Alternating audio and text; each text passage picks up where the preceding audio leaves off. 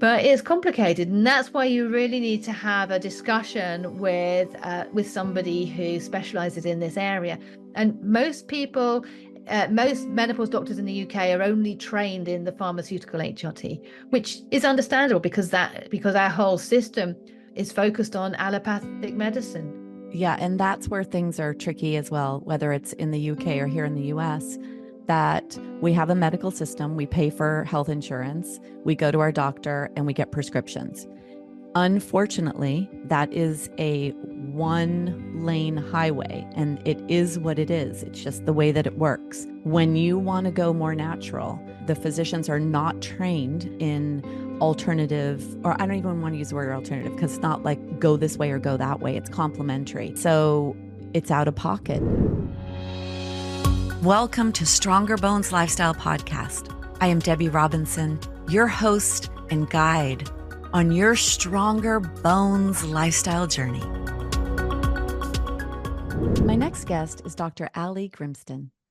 As a medical doctor, she trained in women's health, general practice, and functional medicine. Dr. Allie has a passion for inspiring women in their 40s, 50s, and 60s to take back ownership of their health and their hormones. With over 20 years' experience in women's health, she helps women to connect deeply to their bodies, whether menopause, thyroid, insulin resistance, or adrenal issues are what they are managing, so that they can dance with the aging process and no longer feel that their health has let them down. Today on Stronger Bones Lifestyle Podcast, I am happy to welcome our guest today, Dr. Allie from the UK, going to speak with us about hormones, menopause, and preventing osteoporosis. Welcome, Allie. Hi there, Debbie, and thank you so much for having me on your podcast. I'm so excited to be here and looking forward to this conversation. Yes. Okay. So let's jump right in and let's begin with what it is you do, who you serve, why you do what you do. Okay, so I'm a menopause expert and a GP in the National Health Service in the UK, and I'm a menopause expert and a functional medicine doctor in my private clinic, which is mainly virtual. So mainly virtual, but I do see some patients face to face. I also have an online course in menopause and a small group program. So I really help women to balance their hormones as naturally as possible. And I use a number of modalities for that. And then the type of women you work with are typically entrepreneurs, right? Tell us exactly the type of women that you really love to support. Yeah, I love working with healthcare professionals and entrepreneurs and professionals who are transitioning into a more entrepreneurial sphere. So people who are really motivated and really fed up with the symptoms of perimenopause and menopause that are getting them down and stopping them from progressing. This is a time in their lives when a lot of us are sort of just reconsidering what we are doing with our lives, because there are so many opportunities in our 40s and 50s to actually change direction, having been it's a time when our kids, if we've had them, may be leaving home and going to university. It's a time when our parents may need increased support and care, so that may make it difficult to mix with a full-time job, a full-time career, or they may be passing on, leaving us with questions about what we want to do with our lives. So it's an amazing opportunity in our lives to course correct, if you like, or change direction completely. Yeah, it's so interesting because I'm in that area. I'm in my late 50s, and there's a lot of those factors that you brought up that exist. I feel so vibrant and young at this age. I think maybe before, when I was young, I would look at later years. I don't even know what number that was. But I would think that, okay, you're going to be retiring and slowing down. I don't feel that way. I feel so energetic. And I do live my life in the way with all the wisdom that you share as well, the lifestyle aspects, the natural supportive aspects of keeping your vibrancy going for as long as possible. And yes, for women, there's so many women that now they're not nurturing children. And so now what? And why am I here? And what is it that I'm supposed to do? And so I love that you help women that are in that zone in their lives be the best version of themselves, because it is possible to be that way. I think you're a testament to that. I'm a testament to that. It is possible. So, Absolutely, and there's so much we can do for ourselves to help with the menopause transition and reduce the effects of it. Not everybody, we don't have to have symptoms. Often symptoms are worse if we do have some areas of our lifestyle that need to be cleaned up a bit, if we're not taking the right supplements. But another element of what I do is I do energy healing, which is a really different aspect of me, and that is my own sole purpose. So bringing it all together and reducing impact on the earth and the environment as well through reducing the use of pharmaceuticals, because I'm in allopathic medicine as well, because I do general practice locum job still. I do see the women and men in their 70s and 80s who are on 20 or 30 different items on their repeat prescription list. It's insane. It's crazy because each of those medicines hasn't been tested with all the others.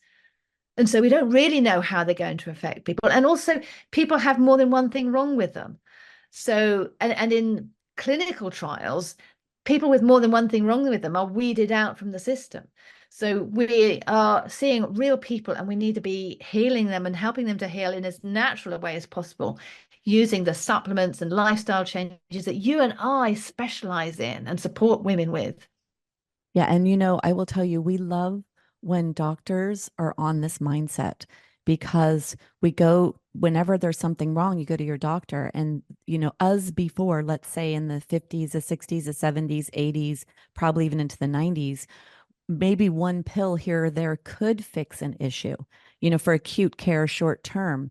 But what's happening now are lifestyle based diseases, right? Unrelenting stress, exposure to toxins for years, to unmanaged stress in ways that we don't even think of stress. We think like, am I stressed out? Oh no. But wait, what about the stressor of heavy metal toxicity in your body? What about the stressor of foods that are creating inflammation and triggers? What about the stress of having deficiencies in our minerals and vitamins because our topsoil is so depleted from over farming, or the GMO products that have happened, or the pesticides? So the stress that our bodies have been managing for years have led to a breakdown on so many different areas, which is why I see the medications. And then when physicians say, wait a minute, stop the madness, that's what I love. I love to interview physicians that are like, wait, I got into this to heal people. Stop the madness. It's not about pills, it's about lifestyle and support. And then the deeper work that you're doing with energy healing, because we are energetic beings, and it's all about energy Absolutely. management. Absolutely. And it makes so much difference. And also just the fact of feeling heard. And when you have stressed systems, like in the UK, the National Health Service, like in other countries where there's a state-run health service, and even within the US of Medicaid and things, you've got a restriction on time, which means it's very difficult to make that connection so that the person in front of you actually feels heard. And yet that's so important. Time and again, I see women who just, they're not managing to get the support they need because nobody's listening. And we see that again and again, don't we, Debbie? Yes, we do. And I hear that over and over. And because my specialty is bone health, women are getting a diagnosis with either their GP or endocrinologist. You have osteoporosis, and the only tool in the toolbox are medications. And they don't want to take them. I work with women that are naturally minded. They're like, no, I don't want to be dependent on a medication. And those medications, they don't even reach the intended goal. There's black box warnings. There's a lot of side effects. There's a lot that leads to be desired. And kind of back to how you began with the trials that we do, the studies that we do, who's weeded out, who's kept in. You have to switch a medication every year or every few years. Why? Because That's right, every five we're years. not getting to the root cause. We're not stopping the bone loss. We're putting a band-aid solution in, whether Yeah. the bisphosphonates stop the cleanup of bone, not the breakdown of bone.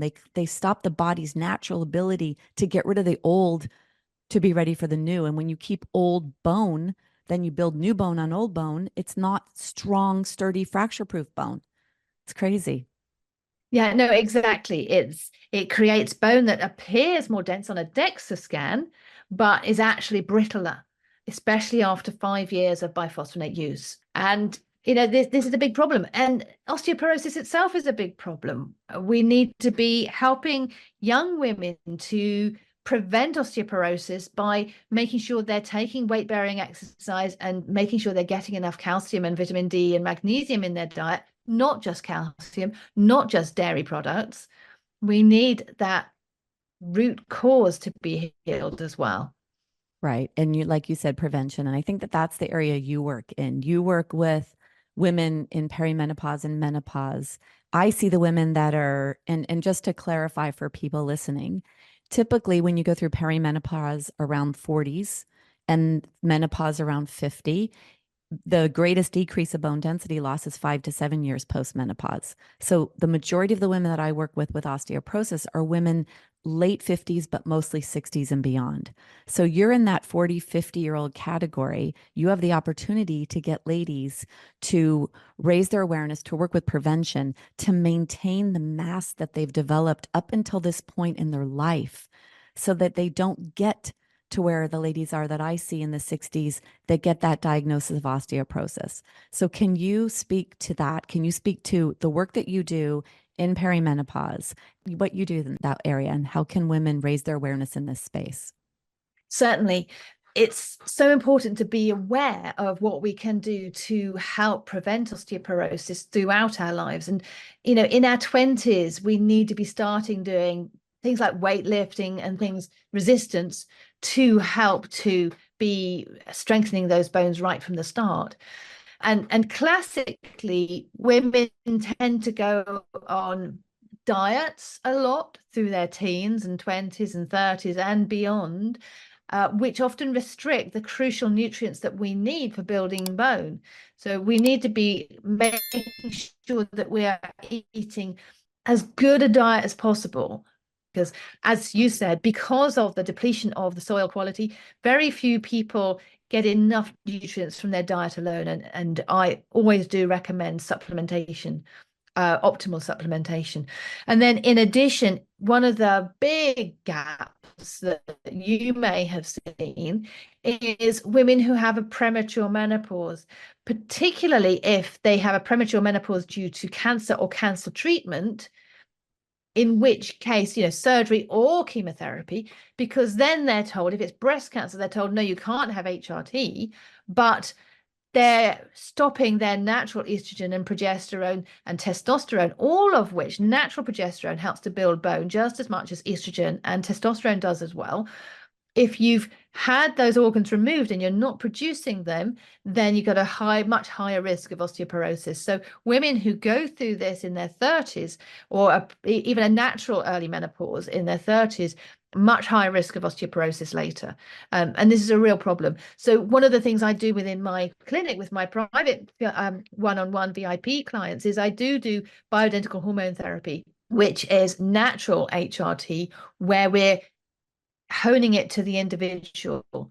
One of the things about prescribed HRT is very often it includes progestogens, which are artificial progesterone like substances. In fact, when you look at the molecular structure, they are more similar to testosterone sometimes than progesterone, and they're not having the same effect. And there's also the impact of the combined oral contraceptive pill that so many young women are on, because, I was on it for years because I wanted to control my cycle and I didn't want to get pregnant until I wanted to. We want to be able to control our lives. The contraception has transformed women's ability to create more with their lives, but there is a cost to that, isn't there, Debbie? There is. So when it comes to BHRT cancer, are there certain parameters? Like I work with women and I'm a big proponent of BHRT. I'm a supernaturally minded person. The only thing that I'm taking it as estradiol and progesterone. So, but because I think that, well, I needed it. I felt like I was going crazy in 52. I thought, you know what? I would be burned at the stake. I could just tell like what was going on. And so, but I also know it's bone health protective. So are there general guidelines for women that were hormone positive cancer? Can they ever go on BHRT? I think more and more consultant oncologists are saying they can, but you often have to leave it 10 years. And it depends what the histology shows on the breast cancer cells as well. So whether they're estrogen receptor positive and how they are likely to respond to the bioidentical hormone therapy.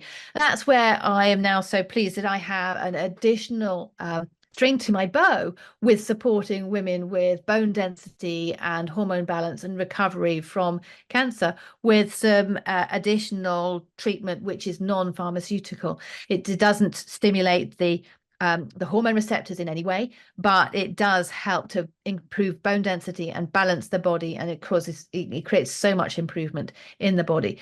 And that's the special patch that activates our own stem cells, which helps us to heal our own bodies. It's amazing to have these in addition to the other things that I do in my practice. Yeah, and I think that's important for any ladies that are listening, especially if you've had cancer and you are looking to support your bones. They have to go through a physician. So I don't, I'm not a licensed practitioner, and I always want to refer out when it's important or necessary. And I think in this case, it really is. Also with BHRT, whether or not you've had cancer before, I still think it's important to work with a doctor or someone, because I don't know if it's vague. I'm going to ask you because there's some questions about this. So with BHRT, is there a time frame that if you didn't go on, like let's say you had menopause at 50, is there a time frame where you never could go on it? Or if you got diagnosed at 64 with menopause, can you then say, wait, let me try a little BHRT? By the way, BHRT, bioidentical hormone replacement therapy, wanted to say that. Yeah. So is there a window that you shouldn't, or can't with hormones? Not really, not with bioidenticals, but it depends on the doctor you're working with. See, if you're working with a doctor who doesn't appreciate the challenges of menopause, doesn't appreciate how important HRT or BHRT is for bone density, then they may say they don't want to take the risk of prescribing anything for you if you're over 60. And I have seen doctors who won't prescribe HRT over 60. I'm happy to prescribe it over 75, as long as they know, and we've discussed in full what the risks are. And the risks on the studies have all been with pharmaceutical HRT, hormone replacement therapy, which tends to have progestogens in these artificial progesterone-like substances instead of natural progesterone. And the other thing that I caution against is taking oral estrogen with your BHRT. Progesterone can be oral as long as it's natural progesterone, but it's complicated, and that's why you really need to have a discussion with somebody who specializes in this area. And most people, most menopause doctors in the UK are only trained in the pharmaceutical HRT, which is understandable because our whole system is focused on allopathic medicine And and our because state-run National Health Service. Yeah, and that's where things are tricky as well, whether it's in the UK or here in the US, that we have a medical system, we pay for health insurance, we go to our doctor and we get prescriptions. Unfortunately, that is a one lane highway, and it is what it is. It's just the way that it works.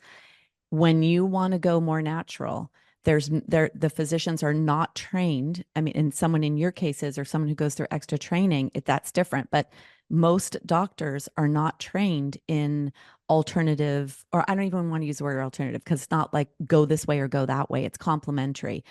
And so it's out of pocket. And that's what a lot of people are understanding. And, there's a saying, pay the farmer or pay the pharmacy. So if you pay the money now to work with someone that is specialized in this area, that is going to be in a VIP, in the way that you are, a concierge is a word that we use here in the US. I don't know if you use that in the UK. But typically, if you're going to work with a health coach or someone that specializes outside of the insurance realm, then there are payments. It's going to cost you. Yet it's really you can't afford not to, because if you do nothing and you go down that route, we see what happens. And you have patients that are on 20 medications. I have ladies that have tried this, and this. They've already tried the med for 5 years, then the next one for 2 years. They're like medded out at this point. They can't even go to the next one. And not only, they still are falling and fracturing. So it's not like, it did what it did. And it's like, okay, now what? So really, you pay now out, and you save yourself. So pay the farmer or pay the pharmacy. And that just is the way that it is. And I think it's important for women to take the bull by the horns, because we have to do something, and to search for someone like you that specializes in that natural approach. And that's what women want. They want to take care of themselves. They want to be more in control. Yeah, absolutely. And if you stick with the state-run system or the insurance system, then they're going to be just sticking to the pharmaceuticals, because that's the whole basis on which it's been created since medicines were first invented. And with that state system, with that insurance system, you've just got this conveyor belt with, in the UK, only 10 minutes a patient, which is insane. But that's the way it is. And that's the way we manage to provide a degree of health service to everybody, no matter what. But you also need to be proactive with your functional health coach or functional doctor to work with that and work with the recommendations that include things like, let's look at your sleep, let's look at your stress levels. And as you were saying earlier, Debbie, stress levels aren't just the obvious. People just think it's about emotional stress, and they say, well, I don't get stressed about things. But at the same time, they may be eating high glycemic, high sugar foods, or foods with flour in, that spike the blood sugar, and that puts a stress on the body that's just as severe as emotional stress. Or they may be only opening their bowels every 3 days, which means their microbiome, the good bacteria in the gut health is out of balance. And that, again, is another stress on the body, just as severe as emotional stress. And lack of sleep. We've talked about about the epidemic of stress in our culture, but we also have an epidemic of sleep deprivation related to that epidemic of stress and high achievement and having a good work ethic, which means not putting yourself first at all. That also means I'm going to work until midnight and get up at 7. I'm a pot calling the kettle black back here, because this is what I do. I'll work till midnight on my online, creating my programs and things, and then I'll have to get up at 7, or even worse, I have to get up at 1 to go and get my daughter from her evening shift at the pub in a nearby town, and I'm not getting enough sleep. And I know I'm not alone in that, because most professionals, most entrepreneurs especially, are burning the candles at both ends. And that adds to the stress in the body, and that adds to the menopause symptoms. Plus, of course, menopause symptoms include insomnia. And there are many reasons for that menopause insomnia. What my main perimenopausal symptom was anxiety. And I would be lying awake, worrying about everything under the sun, the decisions my son was making, what the practice manager was saying, because at the time I was a partner in a practice, recruiting the next nurse. I'd be worrying about every little thing, what my mother thought. You worry about every little thing, and then you learn to release that through managing stress and personal development. There's so many things that we need to put in place for our mental and physical health and spiritual health as well. Yeah, so interesting. There's 3 areas in the body of stress. One is musculoskeletal. So that's going to be the physical body. Then there's the mental, emotional that you're speaking about. Then there's a biochemical, and they are all related. And this whole thing about stress, the main stress hormone, cortisol, when cortisol is secreted in your body over and over and over, it's a catabolic hormone that breaks down inside. So even in your 20s, in your 30s, there's a slow leak of breakdown in your body. And the sleep at night is actually believed to be the way that we process our daily output of cortisol. So if you're burning the candle at both ends, you're secreting this chemical that's breaking down your internal environment. And we're imbalanced, so we're not sleeping. and we're not able to process that hormone has a negative effect on so many facets internally, especially the gut. And I know we haven't really talked much about the gut, you and I. It's a cornerstone of what I do. And I think it is a cornerstone of what you do, because the gut is when the outside world becomes the inside world. And you spoke about bone building and prevention and working on that weight bearing, that resistance training. I like to say you need to stress your bones out the right way. You need to pull and push on them every day to demand more so they'll respond and be stronger. But there's also that other piece of the building blocks. And you did mention that with calcium, vitamin D and magnesium. And I'd also throw in vitamin K and boron and manganese and like all those cofactors. But you have to digest and absorb all those nutrients. And when we are in a stressed state, your body is not digesting. So it's the whole unit. And that's what I think is so great about you as a physician, working as a doctor, and now really in this world of lifestyle medicine, where you look at all of the aspects and taking that woman that wants to do everything, you included, myself as well. I do prioritize sleep. I will say that that's one thing that I try to really, really not budge on. And I'm pretty good about that. But I burn the candle at both ends, and I'm out here to be the bone health specialist out there for ladies. So yeah, it's not about not living that life. It's about how to live that life effectively and as healthy as possible. Yeah, absolutely. And it's crucial to have those steps in place. And always with functional medicine, we always start with the gut because it's the foundation for everything, because it's so important in, even in my hormone balance practice, the gut health, the health of the microbiome impacts the way we metabolize those sex hormones, whether we're metabolizing them in the direction of increasing the risk of breast cancer, whether that we're metabolizing them in the direction of reducing or increasing bone health. This is where that Dutch test that you and I know so well is so crucial. The Dutch test, or dry urine test for comprehensive hormones, is absolutely brilliant because it shows the way we're metabolizing these hormones as well as the balance of the different hormones. And it also shows the cortisol curve. So it gives us so much data on which to base the management plan that we're going to. So it gives us, you said it gives us the data, because the Dutch, we're talking about the Dutch. You said the Dutch gives us the data. They kind of got it cut out there. It gives us the data to then create that plan. And then what else were you saying after that? Yeah, so it gives us the data both for sex hormone metabolism and the basic levels of sex hormones, and for cortisol and stress hormones, from which we can then put our management plan in place, and an action plan that our clients that you can take going forward, whether you're working with us or not. So it's a crucial test in this area of bone health and of hormonal health. Right. And it's not something your doctor can run. It's not something that's covered by insurance. It is something, and it's also something that needs to be interpreted correctly, to look at those metabolic pathways of the estrogens to see, is it down the cancer pathway, down the right pathway? Do you have methylation issues? How are you managing your androgens? There's organic acid markers on there. And it needs to be viewed by the right person, and then put together, which is what you have in your programs. You put together plans to help support women and their journey in menopause. Yeah. Yeah.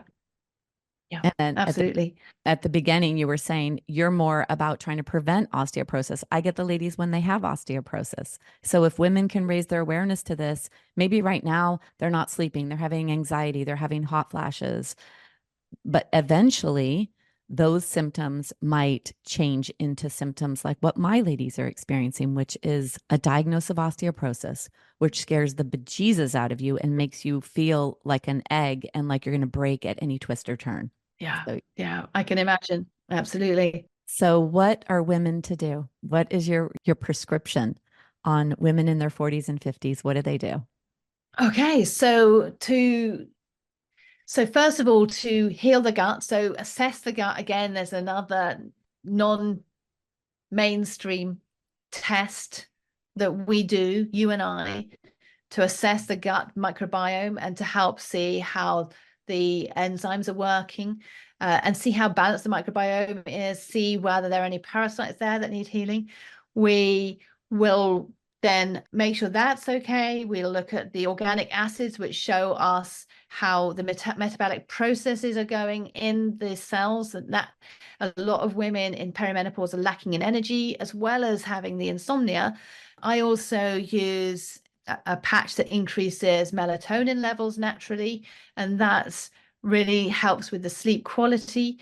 And I also work with diet and nutrition and make sure that that is top notch. We need to detoxify. All of these phases that are in my online program, the 60 Days to Menopause Relief, which goes through these foundations for healing your menopause and coming out the other end and sailing through with confidence and ease. Yeah, so that's my hope, is that women hear this, they realize that they can do your program online to get that foundational groundwork, and or start with you right away, hire you to work with you to help in whatever way they need. But that really is, it's all of it. I know I asked that big question, what should they do? And the answer isn't so simple. Here, take this. And you can only do that in 10 minutes. In 10 minutes, it's like, oh, you have this, this, this. Okay, take this, take this. But exactly the way that you described that, it's all of those things. And so it is a journey. It's a lifestyle. These are all lifestyle-based diseases, and or not. I don't even know that menopause and perimenopause are called diseases. Osteoporosis is the disease state of bone loss, yet they are issues that we would be managing. And it is a lifestyle approach. So your answer isn't just in a short, precise, do this, this, this. It's you have to do this, and you have to do this, and you have to do this. And it's learning the lifestyle that's necessary. So you can still show up like you do, like I do, even taking on the big activities that we do in life, because we need to manage our energy and our hormones and be able to do all the things we do. And so it's a lifestyle approach. Yeah, absolutely. And another example, in my general practice, so when I'm doing a general practice job in the National Health Service, I'll have half an hour to go through 200 lab results. With a Dutch test, it takes me 2 hours to go through one in enough depth and to come out with a management plan for them. And my time is taken up with that. So it's not just the time you have face to face with your practitioner, it's the time they're taking in between times, putting together these programs and recommendations for you. Yeah. So it's an investment in your future. It's an investment in your future health. It's an investment in you being the best version of yourself. And especially if women, like most of your population that you cater to, and I know that you will work with any woman, whether she's in this, but you like to work with entrepreneurs that are trying to have as much energy as possible to do the best that they can. And so the investment to work with you to get them on that path, there really isn't any other way around this. I mean, you really need to take care of yourself. And then the natural approach is the best approach. Yeah, absolutely. Yeah. Okay. Any final words? Just that I'd like to give your listeners a free gift if they would like it, and we'll put the link in the show notes. I've got an ebook of smoothie recipes called Tantalizing Smoothies and Elixirs to Stop Hot Flashes, and we'll put the link to that in the show notes. Okay, that's great. And then from that, so they'll get that free ebook, but also there's a DIY course where someone can learn the process, and then of course working with you and having a discovery call or reaching out to you in whatever way. And then you're always doing online programs, you're doing group programs, and so there's a lot that you're offering. I'm so grateful to have you out there helping us women age the best that we can, whether it's preventing bone loss or keeping our energy up to the speed that we need in order to show up in the way that we want to in this lifetime. Absolutely. Yeah. Thanks so much for joining us today. Thank you for having me, and have a wonderful time, everybody. Thank you so much for listening to Stronger Bones Lifestyle Podcast. Bone loss is not an inevitable part of aging. We don't have to just wait for it to happen. There is so much that you can do, and that is what you will learn each week on the show. Go to my website, debirobinson.com, if you want more information about what was shared in today's episode. At the bottom of this episode in the show notes, there will be links to whatever was shared. Please subscribe to this podcast, share this podcast with your friends, your family, or any women that you think may be interested or benefit from the information we're sharing. Please rate the podcast. And if you have any questions you'd like asked or answered, I would love to hear from you. Let's do this, ladies. Let's change the way the world views osteoporosis and slow down, stop, or reverse our bone loss, take charge, and show other ladies what is possible. Thank you so much for joining me.